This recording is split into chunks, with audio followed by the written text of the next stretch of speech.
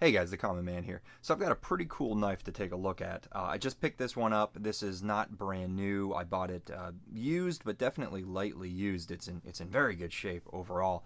But this is something that I had my eye on for quite a while. I had another tactile product, and before I forget to mention, this is the Tactile Maverick with the black. I think it's linen micarta scales. Or actually, I guess I'm not quite sure what kind of micarta, but it is a black micarta. But anyway, this is the Maverick. I definitely had my eye on this for a while. I really like the look of it. It's a very I don't know. It's nothing too flashy, but more and more I'm finding myself drawn to these kind of simple, kind of streamlined designs. This kind of steak knife sort of shape. Kind of, I don't know. More and more, it's been appealing to me lately. But anyway, the reason I wanted to take a look at this is because I had another tactile product that's the Rockwall, or I should say I have. I'm probably going to be letting this go pretty soon here. But I really, really like it. This particular knife, I'll admit, when it was first released, it was around the $400 price range. That's a lot of money for this. This is a relatively small knife. But the overall quality, the build quality is really incredible here. It's a very solid feeling knife. It's got great action, and I just love the look of it. Again, this is that kind of just streamlined, simple style, but little details. It's got this slight angled drop here. It's got the really nice cutouts for the liner lock. And overall, I was just really impressed. And this is one of the snappiest thumb stud knives I own. But I liked it so much that I really wanted to check something out by Tactile, something else. And so that's kind of what drew me to these. I didn't really have the money when I was interested to purchase one of these brand new, but just recently I started cycling a lot of knives out of my collection to make room for others and free up some finances. So I did end up, I want to say I traded this for this particular knife, and I really think that it was a very, very, very good trade. I enjoy this a lot. I actually just took this out of my pocket because I've been carrying it all day, and that kind of tells you right off the bat how much I enjoy this knife. So, like I said, very simple design. It's got that kind of just steak knife, I guess, like a drop point blade with a little bit of a swedge up here. It looks like this edge was likely redone by the previous owner, or at least touched up.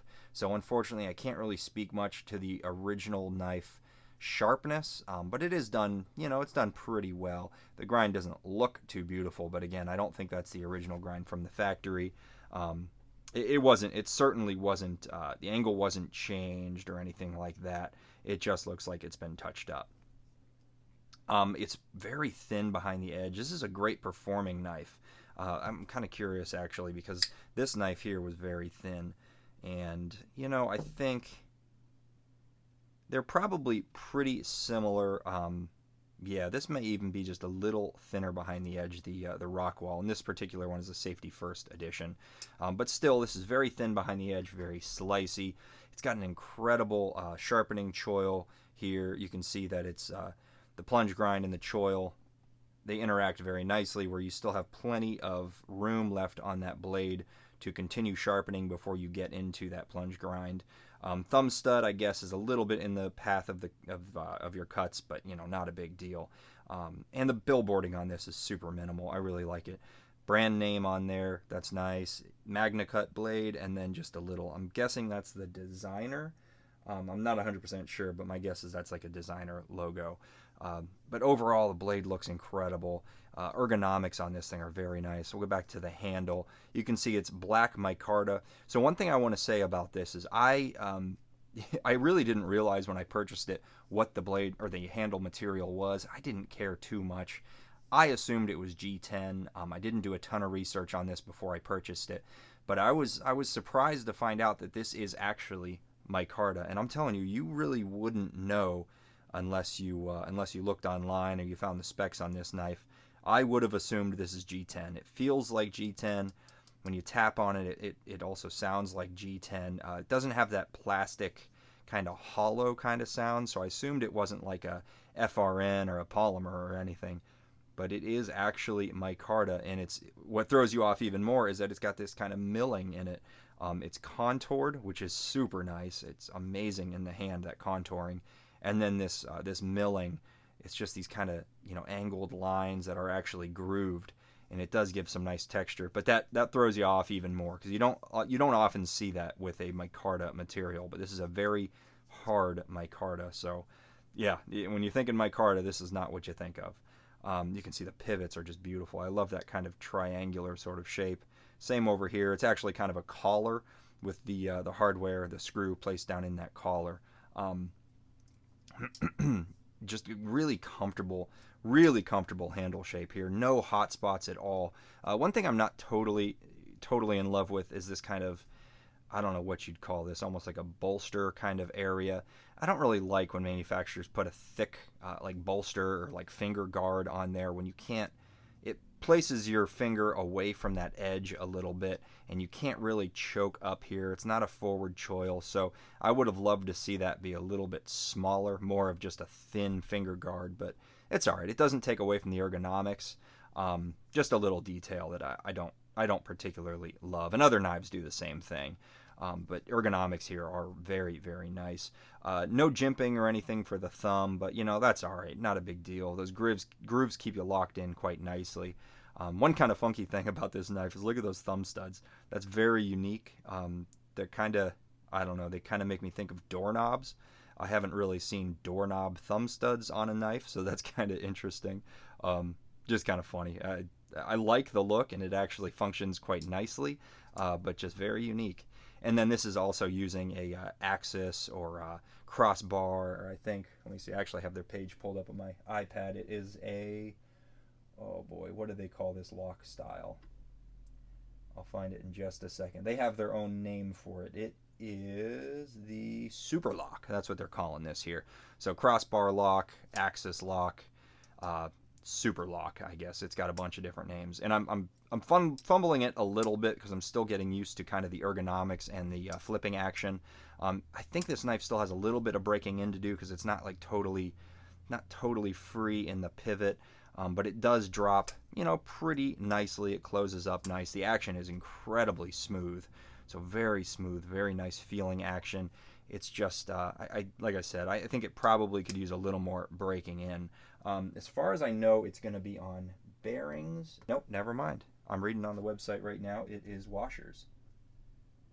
It says custom washers, whatever that means. But anyway, it does say that it's on washers. So I guess that explains that smooth action. In my opinion, I think a knife on washers is generally going to be smoother in a lot of cases than a knife on bearings. I have bearing knives, though, that you would never guess it's on bearings. You would think it's on washers. But I do like a good action on washers because of the smoothness you can get. So that's definitely going on here.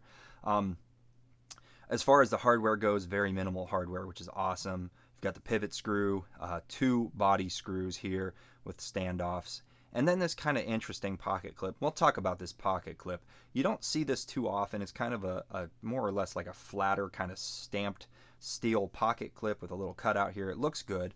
I'm not 100% sure how I feel about these little standoffs. I did not like it in the pictures when I had first seen this knife. Now that I have it, it doesn't bother me. It's just a little different. The look of it is okay. I'm not totally drawn to it, but I can say that it does function quite nicely. It's a good, robust pocket clip with a lot of tension. One kind of funny thing about it is you can see the contouring of those scales. Only one side of that pocket clip is actually hitting the scale. So, you may be concerned about tension in the pocket. I can say that because of how stiff this is, it doesn't seem to have an issue actually retaining in your pocket.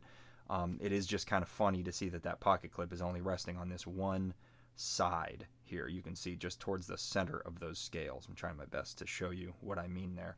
But, it does function quite nicely. As far as the action on the axis, or what do they call it, super lock, it is quite nice. Sometimes these locks have a little bit of like rocking in them, side to side play. This one is super minimal. Tiny little bit of rocking if you kind of twist it.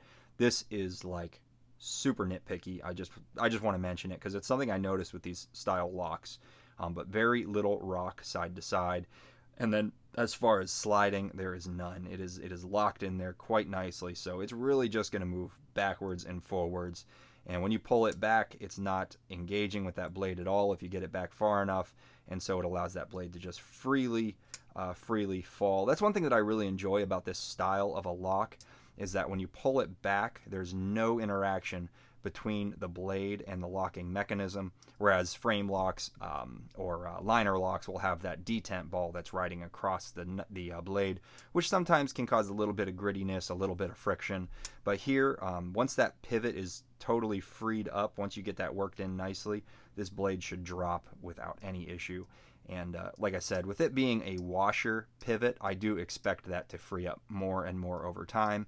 And at some point, I'll take this apart. I'll give it a nice polish on those washers and see if that improves it. But overall, I'm still very happy. It functions just the way I would like it to. And I can happily say reverse flick works great. So lots of deployment options. I do want to get a quick size comparison here. And we'll go ahead, since we have the Tactile Rockwall out, we'll do a size comparison with it. It is definitely bigger, and that's one thing I do want to mention as well. This was bigger than I expected. I thought it was going to be the same size as the Rockwall. It's not. It's considerably bigger, and because the camera was at an angle, it may be hard to see. But you can see those are the same distance from the camera, and yeah, you can see the size difference there. Pretty substantial. That was probably my biggest complaint with this knife, is honestly how small it really is. Whereas this is, I'd consider this a full-size knife. And it is overall 8.18 inches long with a blade length of 3.5 inches. So definitely a nice full-size knife. We will get the Rockwall out of here, and we'll do a couple of typical size comparisons that you see from basically everyone that does knife reviews. We've got the Spyderco Para 3 and the Spyderco Paramilitary 2. So it is actually pretty much the same length as the Spyderco Paramilitary 2. So if you like that size, it'll be good for you. But you know, even if the PM2 is a little bit big for you, you might not feel that way with this, because it doesn't necessarily feel like a big knife. But overall, I absolutely love it. Packaging, we'll talk about that real quick. Super minimal. I think Tactile does this for a lot of their knives. Just simply a piece of foam in a cardboard sheath with a little card on top, and that's about it. Pretty simple, pretty straightforward. Like I said, I really enjoy this knife. I've been carrying it a lot lately. It's very lightweight.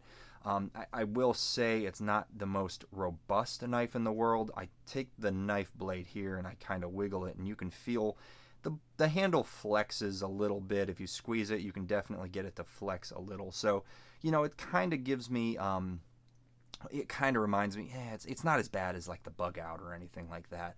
But, yeah, you know, it's just one thing to keep in mind. This isn't a super robust, hard use feeling knife.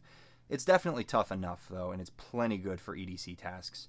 And like I said, I've absolutely been enjoying it. And for the price, the $250, I think is what it's going for now. I think that's reasonable. Micarta, Magna Cut, incredible action, very well tuned on the washers. So yeah, I don't think that's too much. And it's American made, so that's worth. In my opinion, that's worth a certain amount of value in itself. So very cool. Anyway, I would definitely recommend this knife. I'll give you guys an update on, you know, later on down the road if I'm continuing to carry it, and I'm sure I will. So just keep an eye out for that video, and I'll probably do a disassembly sometime in the near future. So watch out for that. But anyway, thanks guys for watching. If you want to see any more of my knife or EDC content, please consider subscribing. Stay tuned. I've got a lot more coming. Thanks. Bye.